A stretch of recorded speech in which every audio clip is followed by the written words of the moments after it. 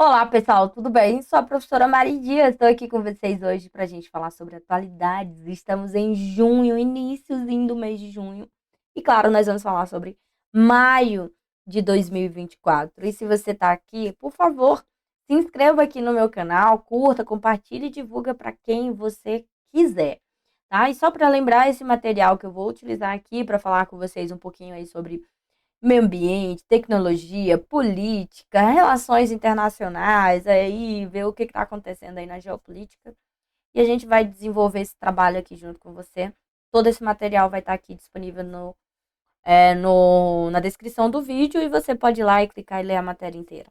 Claro, e sem mais delongas, nós vamos começar aqui falando um pouco sobre meio ambiente, falando aí sobre as questões climáticas do mundo, essas catástrofes que infelizmente se tornaram comuns aqui no Brasil e no mundo por conta dessas alterações climáticas e também porque esses eventos climáticos eles já aconteciam, só que não nessa proporção. A gente intensificou todos esses eventos por conta desse desmatamento em larga escala, não só aqui no Brasil, mas no mundo inteiro. As mudanças climáticas, elas são reais, elas estão acontecendo, estão intensificadas e nós estamos piorando tudo isso desde os processos revolucionários até hoje. Da indústria, por exemplo, a superpopulação nos grandes centros urbanos espalhados pelo mundo inteiro, a não preservação do leito dos rios, as margens dos seus rios, é o que aconteceu no Rio Grande do Sul, tá? Utilizar locais impróprios para a construção de barragem, não ter a manutenção, não fazer a drenagem da água de maneira correta. Estamos é, é, concretando nossas cidades e os rios ainda mais. Então, são problemas reais, problemas agora, problemas que precisam ser resolvidos em escala global e não só aqui no Brasil, como no mundo inteiro. A gente precisa mudar e é urgente mudar como estrutura global, como seres humanos, como processos de industrialização. Vamos ver como isso vai se desenrolar nos próximos anos. E, claro, tem uma responsabilidade pública muito grande, não uma negligência do poder público, tá? Cheias no Rio Grande do Sul, o número de óbitos sobe para 172. O que eu queria trazer aqui para vocês, galera? O Rio Grande do Sul, ele tem uma geologia em comum, tá? Uma geologia diferente. Como que funciona? O Rio Grande do Sul ele tem as partes mais altas, né, que são áreas montanhosas, né, que é as chamadas serras gaúchas. E essas serras, elas têm os cursos das suas águas para um funil, uma espécie de funil. Esse funil se encontra ali na cidade de Porto Alegre, que é o Rio Guaíba. Depois do Rio Guaíba, você tem ali a Lagoa dos Patos, que ela deságua no Oceano Atlântico. Então, quando você tem essa estrutura, essa imensidão de água chegando a Porto Alegre, ele vai destruir tudo que tem pela frente. Lembrando, gente, a água tem memória. A água tem memória. Esses alertas foram dados anos após anos para o Rio Grande do Sul e houve uma negligência, não só por parte do Estado, como por parte das prefeituras de todas essas regiões. Milhares de pessoas serão realocadas, né? Aí nós vamos ter aí os refugiados climáticos, que é um problema grave, é um problema sério. Vou falar mais à frente, mais de 3 milhões de pessoas terão que fazer isso só no Brasil. Então vamos aqui, olha os números. É surreal, tá, gente? Os números são surreais. Ó, 172 mortos, 42 desaparecidos, 800 feridos, 37 mil abrigos, meio milhão de pessoas desalojadas, 2,3 milhões de pessoas afetadas, pessoas resgatadas, mais de 77 mil pessoas resgatadas, animais resgatados, mais de 2,5 mil, 12.500 mil animais, 500 animais resgatados, né? Municípios afetados. Gente, tem 497 municípios no Rio Grande do Sul. 497. 475 foram afetados. É muita coisa, é um número assustador. Não tem como não ter empatia pelo povo do Rio Grande do Sul, tá?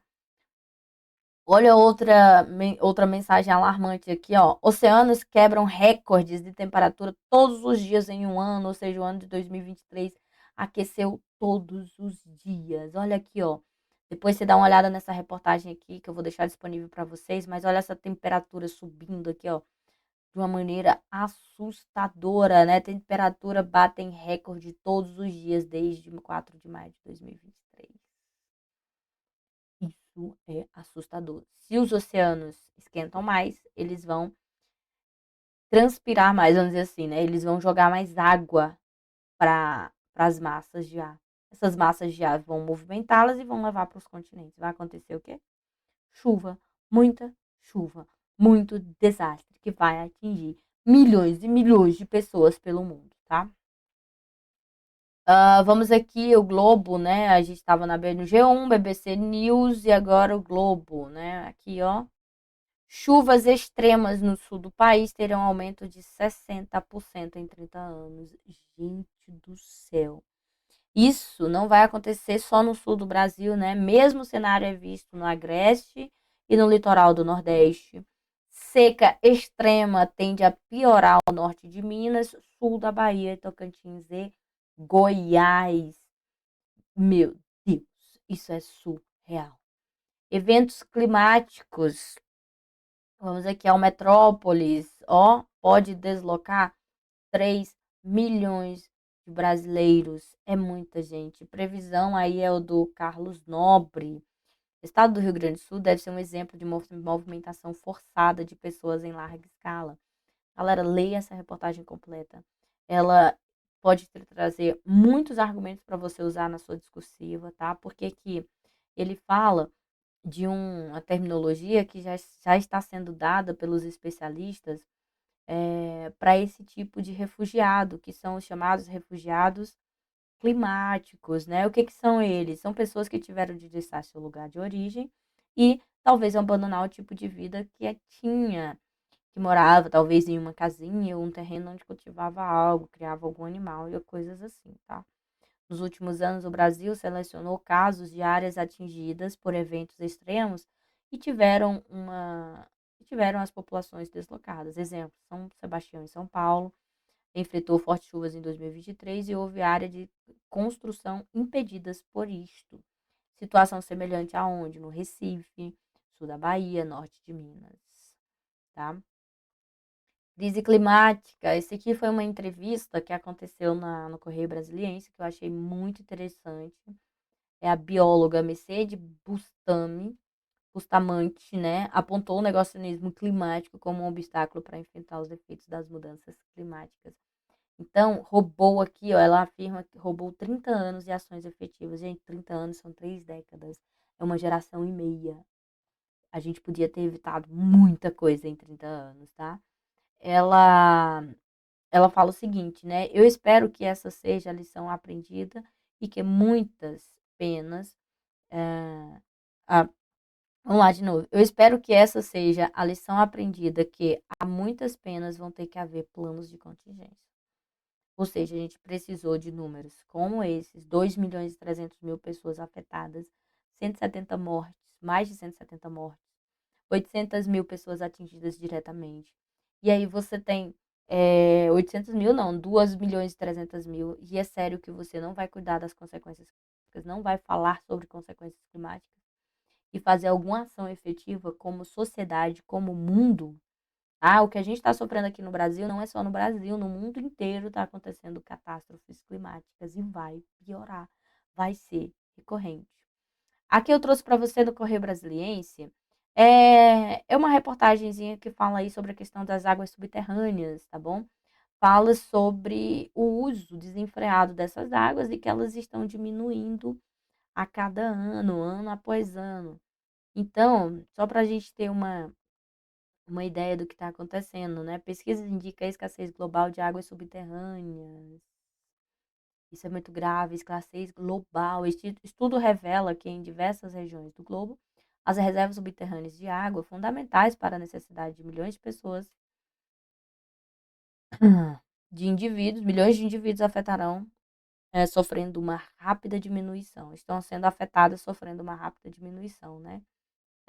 Os pesquisadores afirmam que esta é a primeira investigação a apresentar uma uma visão abrangente dos níveis de água subterrânea no mundo. No Brasil, a gente já enfrenta os problemas, porque você tem ali o Guarani e você tem o Alter do Chão, que são dois grandes, gigantescos aquíferos que tem aqui no Brasil e que sofrem muito com a ação humana, principalmente o Guarani, né, que atende aqui a região do Mato Grosso do Sul, você tem ali São Paulo, pega ali também o Sudeste brasileiro, vai até o sul do Brasil, pega outros países em que seu lençol freático está sendo poluído, o uso inadequado dessa água. A gente precisa aprender a lidar com a água no mundo, não só no Brasil. Então, vamos passando mais um pouquinho à frente, né? Deixa eu abrir uma nova janela aqui para a gente mudar de conteúdo. Olha só, Coreia do Norte joga balões no outro território. Balões de quê? Aí você me pergunta, professora, tá, jogou balões, mas de quê? Deixa eu diminuir um pouquinho a tela aqui. Parece briguinha de criança, mas não é quando se refere à Coreia do Norte e Coreia do Sul. Até porque lá durante a Guerra Fria, eles entraram num conflito, que foi ali em 1949 para 50 e foi até 52, 53, aonde essa guerra ela não parou, ela pausou. A gente vivia sobre a égide ali do mundo ditado por duas superpotências. De um lado você tem a União das Repúblicas Socialistas Soviéticas, representando o socialismo, e do outro você tinha os Estados Unidos, representando o capitalismo, ocidentais contra orientais. Então, isso gerou alguns conflitos mundiais. Um deles foi a Coreia do Sul com a Coreia do Norte, que hoje é dividida sobre um paralelo. Esse paralelo é um dos lugares mais vigiados do planeta, tá? Então, assim, ó. E aí, olha o que aconteceu recentemente, essa semana, né? Mais precisamente semana passada, dia 30. Coreia do Sul e do Norte jogam balões no território um do outro. A Coreia do Norte, isso aqui eu tô na BBC News. A Coreia do Norte lançou centenas de balões com lixo na Coreia do Sul, trazendo à tona memórias da guerra propaganda de guerra propaganda que vem sendo travada pelos dois há mais de 60 anos. Pelo menos 260 balões carregados com saco plástico, repletos de lixo foram encontrados no sul na noite de terça-feira, o que levou as autoridades do sul-coreanas a alertar os moradores a permanecerem em casa. Coreia do Norte alertou há poucos dias que iria retaliar a distribuição de panfletos contra Pyongyang, conduzida por uma organização sul-coreana. Jogou lixo no outro, 2,8 bilhões de panfletos na Guerra da Coreia. Os objetos, sobretudo os panfletos conhecidos como pira em coreano, transportados e distribuídos por balões para a Coreia do Norte e do Sul, remetem à Guerra da Coreia na década de 50. Eu acabei de falar aqui para vocês, né? É o conflito que está pausado. Ele não deixou de existir. Está pausado. Pode acontecer a qualquer hora. A prática começou para valer durante o conflito com as forças das Nações Unidas, lançando panfletos sobre o norte como parte da guerra psicológica, tá? Em contrapartida, a Coreia do Norte também espalhou panfletos visando a força da ONU. Olha aqui, ó, os panfletinhos aí, dizendo, explicando as questões, tá? Eles continuam continham principalmente mensagens encorajando a redenção, tal. Um defendendo de um lado, outro defendendo do outro, e você via isso daí. E agora, recentemente, nós temos isso aqui são os panfletos que foram gerados durante esses processos, tá, galera? Aí vem um do lado, do outro, cada um com sua guerra de narrativa, né? Houve uma pausa em 2007, a Polícia do Sul aboliu os regulamentos que regiam a coleta e os processos de materiais propaganda norte-coreano. Além dos panfletos, aí aqui você vai entendendo toda a historinha. É muito interessante essa reportagem para você ter uma ideia de como funciona aquilo tudo. Lembrando que Kim Jong-un, né? Deixa eu até pegar aqui, ó. Kim Jong-un, desculpa aí, vamos aqui, ó. Kim, opa. Kim Jong-un, aqui é mísseis Japão. Acho que foi por agora, ó. Foi, dia 29. Vamos aqui, rapidinho, já que a gente tá falando sobre eles, né? Coreia do Norte lança um míssil balístico no mar do Japão, diz a agência, né? Aí aqui, ó, o lançamento ocorre um dia depois de o Norte ter enviado centenas de balões transportando lixo de matéria fecal, gente, tinha cocô no negócio, para o sul. Interessante, vou acrescentar esse link aqui para você dar uma lida sobre esse material, tá? A Coreia do Norte lançou um míssil balístico no mar do Japão, segundo informou nesta quinta-feira uma agência sul-coreana, citando os militares do país dias depois do governo norte-coreano ter falado na tentativa de lançar um satélite espião. Vamos continuar aqui, ó, falando aí, continuando sobre o Japão. O que que o Japão fez? Galera, olha só. A 6G vai chegar nos smartphones. Olha aqui, é o que diz a reportagem, ó.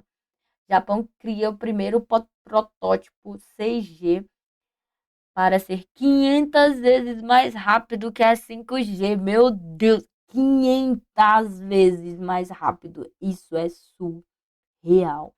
Um grupo de empresas japonesas criou o primeiro protótipo de dispositivo com conexão 6G, velocidade 500 vezes maior que o 5G. A rede 6G pode fazer download de 5 filmes em alta resolução por segundos. Gente, segundos. A tecnologia passou por teste em 11 de abril, mas ainda tem que superar alguns obstáculos antes de ficar disponível para o público. Galera, 500 vezes é muita coisa. 5 filmes por segundo em alta resolução. Isso é explosivo de surreal, né? Algo que eu nem consigo imaginar nesse exato momento aqui no Brasil em 2024. Exoplaneta, olha só, descoberta aí científica. Bora ver o que que é isso? O que que é um exoplaneta, professora? Como assim? Um exoplaneta potencialmente habitável com temperatura da Terra é detectado. Olha só, pesquisadores vão usar o telescópio espacial James Webb para analisar a atmosfera de Gliese 2b. Olha só, a galera querendo aterrissar em Marte e acabaram de descobrir um planeta bem pertinho da Terra, né? Duas equipes de cientistas descobriram um planeta teoricamente habitável, menor que a Terra, mas maior que Vênus, orbitando uma pequena estrela a cerca de 40 anos-luz de distância. Gente, em questões de astrofísica, de todas essas questões aí que envolvem essa área, isso é bem pertinho, tá? 40 anos-luz é bem pertinho, tá? O exoplaneta chamado de Gliese 2b, ou 12bzinho, órbita uma estrela anã vermelha fria situada na constelação de Peixe e tem cerca de 27% do tamanho do nosso Sol e 60% da sua temperatura, de acordo com os estudos publicados nesta quinta-feira.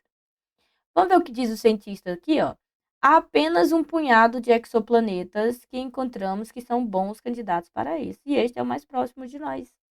Então, é uma descoberta bastante importante, tá certo? Se você quer saber mais, tá aqui o link para você dar uma lida. É interessante, é muito interessante o que está sendo falado aqui na CNN Brasil. TikTok, olha só, o TikTok, lembrando que no mês passado, mês retrasado, aliás, o Joe Biden assinou uma lei falando que o TikTok ele tinha que desaparecer dos Estados Unidos, vamos usar essa palavra, ou vender para alguma empresa americana, na qual eles controlassem a rede social.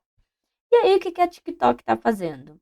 TikTok prepara clone americano para escapar de banimento dos Estados Unidos, diz a agência. Segundo a Reuters, a rede social trabalha em uma versão de seu algoritmo de recomendação de vídeos que seria exclusivo para os Estados Unidos. Em abril, o presidente Joe Biden sancionou a lei que força a venda da operação americana da empresa até janeiro de 2025. Isso foi agora, ó, dia 30 de 5 de 2024.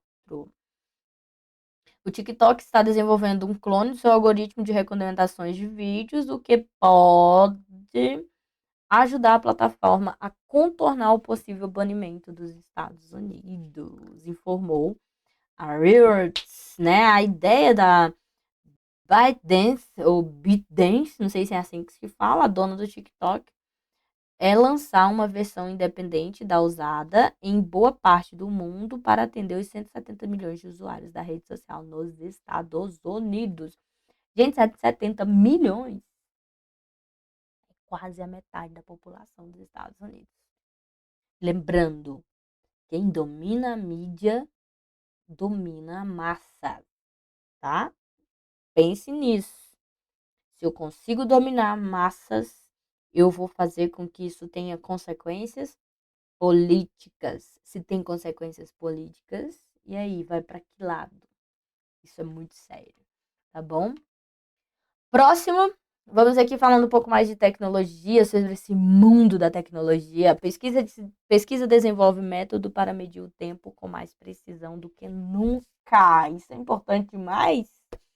Relógios atômicos são fundamentais para orientar a vida na Terra. O GPS do carro, por exemplo, depende de uns sinais enviados por esses dispositivos para indicar a rota corretamente. Então, pesquisadores da Universidade de Copenhague, na Dinamarca, desenvolveram um método para medir o tempo com mais precisão do que nunca. A tecnologia baseia-se no intervalo do segundo e, conforme os cientistas, mitiga algumas das limitações que os relógios atômicos mais avançados da atualidade encontram. O resultado poderá ter amplas implicações em áreas como viagens espaciais, erupções vulcânicas, sistema de GPS, afirma em um artigo publicado na revista Nature Communication. Acho que é isso que se fala. Interessante demais, né? Então, aqui você lê um pouquinho sobre tudo isso. E aí, nós vamos para mais uma parte do nosso conteúdo. Gente, é muita informação, galera. É muita informação. Vamos falar aí da Argentina, povo? Vamos ali para o ICL Notícia. Aqui, ó. Espanha convoca embaixador na Argentina e exige desculpas de Milei. A ofensa foi proferida durante o discurso na reunião de líderes de extrema-direita organizada pelo partido espanhol Vox em Madrid. Gente, olha, o governo Milei ele tem um problema muito grave com diplomacia. Lembrando que a diplomacia mundial ela incorre especificamente, diretamente nas questões econômicas. Então, só para você ter uma ideia, vou trazer aqui a reportagem do Brasil dessa semana, só para você ter uma ideia de como isso é grave. Assim que o governo, assim na propaganda ali que o Milei tinha para tentar se eleger na Argentina, ele falava direto: não vou me envolver com o governo brasileiro, com o governo Lula, porque é um governo comunista, que não sei o que lá. E ele vinha anunciando isso, não quis entrar nos BRICS mais ou BRICS Plus. E olha o que aconteceu. Aí teve também o problema das questões diplomáticas da Argentina com a, o Paraguai. Paraguai? Foi. Paraguai. Paraguai ou foi Uruguai, não lembro no momento, tá? Mas teve esse problema também. A Argentina está recebendo um monte de brasileiros que eles, infelizmente, acabaram se envolvendo na questão do atentado ao Estado Democrático de Direito. Né? Você não pode fazer isso contra a atentar contra os poderes de uma democracia, o legislativo, o executivo e principalmente o judiciário. Ele está recrutando e, por incrível que pareça, deputados brasileiros foram até a Argentina. Deixa eu colocar aqui, né? Essa aqui a gente tem que ver. Vamos aqui. Deputados Brasil, Argentina, 8 de janeiro. Vamos ver se vem a reportagem que eu quero. Olha aqui, ó. Rapaz, a gente passa umas vergonhas que nem precisava, né? Olha isso, ó.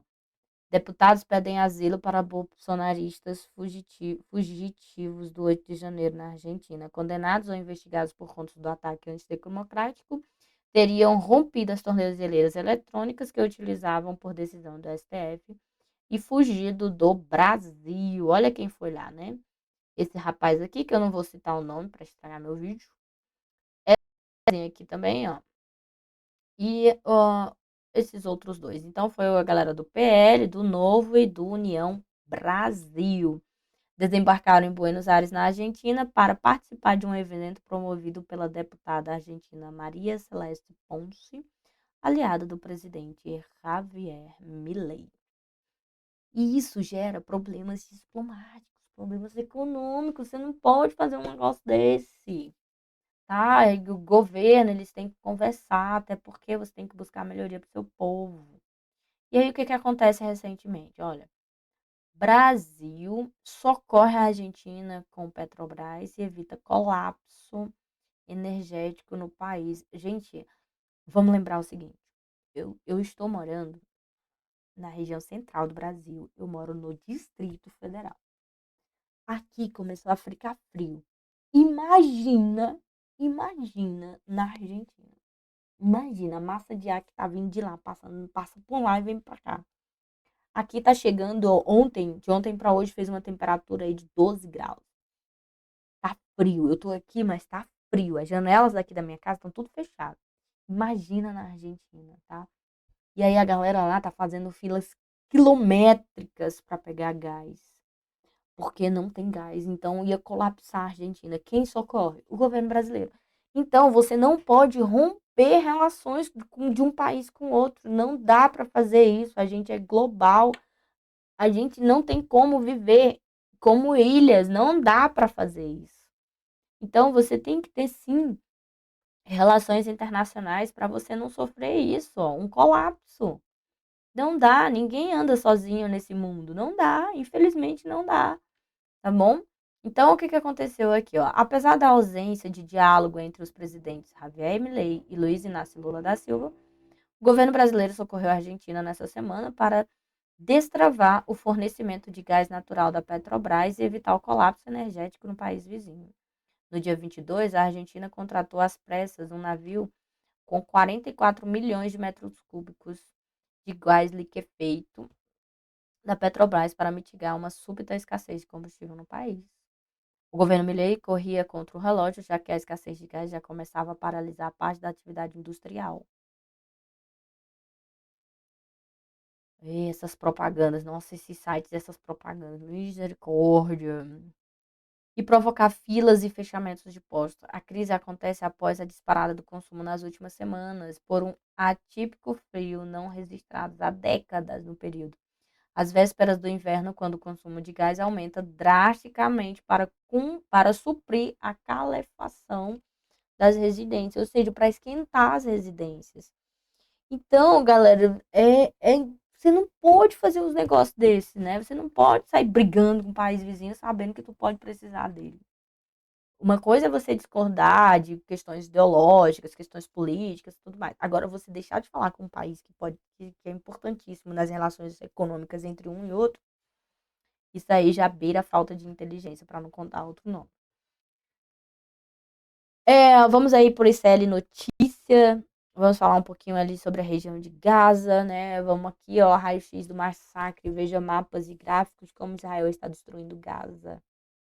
Gente, pode falar o que for, mas que o que está acontecendo em Gaza é um genocídio, isso não pode ser negado.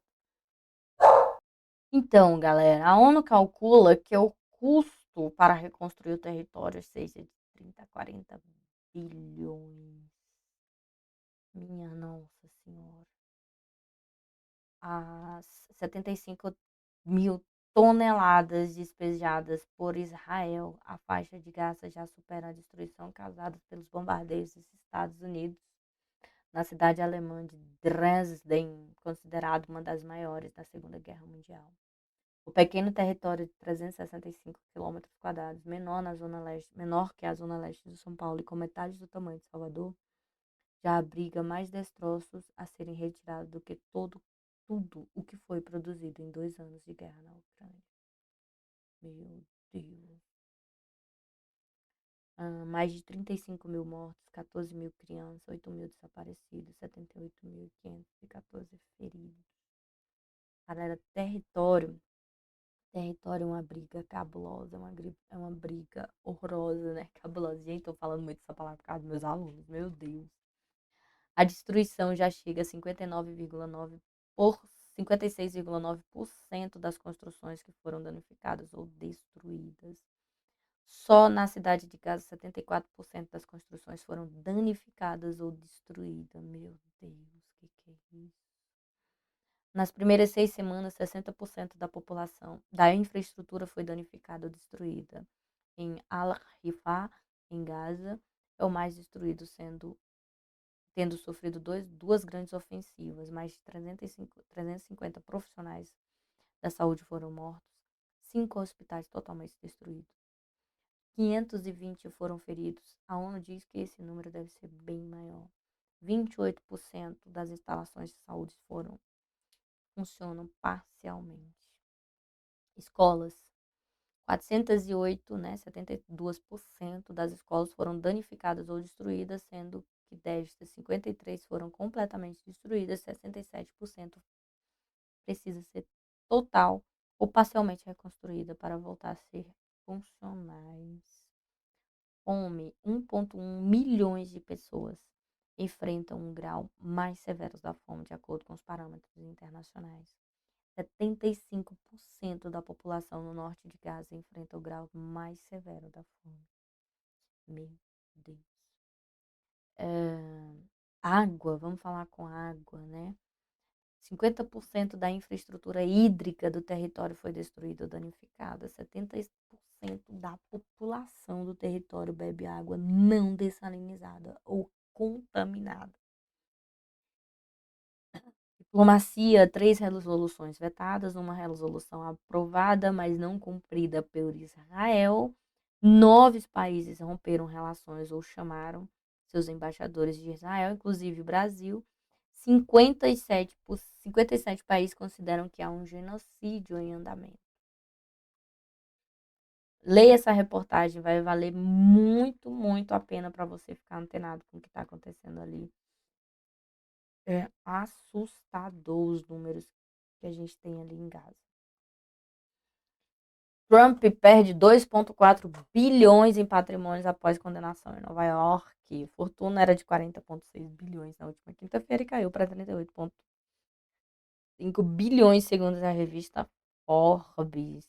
Gente, a galera, mesmo tendo esse problema aí com o Trump, 67% do eleitorado americano desconsidera a condenação do Trump e diz que não vai mudar voto, não.